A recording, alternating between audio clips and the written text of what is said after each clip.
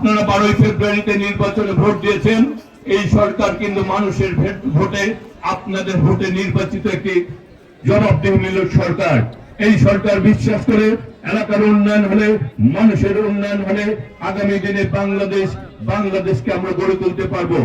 আপনাদের ব্যালটের মাধ্যমে নির্বাচিত মাননীয় প্রধানমন্ত্রী জনাব তারেক রহমান আজকে 16 ঘন্টা কাজ করেন বাংলাদেশের উন্নয়নের জন্য। আজকে আমরা যারা আপনাদের ভোটের মাধ্যমে নির্বাচিত সংসদ সদস্য হয়েছে, যারা আপনাদের জবাবদিহিতার মধ্যে এসেছে, তিনি আমাদেরকে বলে দিয়েছেন সংসদ সদস্য মানে হচ্ছে জনগণের জবাবদিহিতা, জনগণের প্রতিনিধি।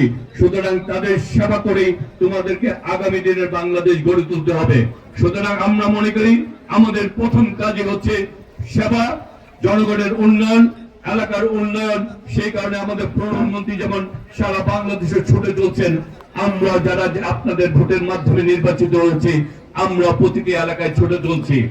ইনশাল্লাহ আমরা যদি সকলে ঐক্যবদ্ধ থাকি, কোন ফ্যাসিস্ট, কোন অগণতান্ত্রিক কেউ কোনো ভাবে এই জাতীয়তাবাদী দল এই দলকে ক্ষতিগ্রস্ত করতে পারবে না।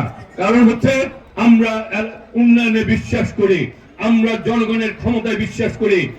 আগামী দিনে এই ব্রিজকে পরিপূর্ণ বাস্তবায়নের মাধ্যমে আমরা আপনাদের দাবি পূরণের মাধ্যমে আগামী এই ঢাকা 18কে ইনশাল্লাহ সবাই মিলে গড়ে তুলব সেই প্রত্যাশা জানিয়ে, এবং আপনারা আমরা সবাই ঐক্যবদ্ধ থাকবো।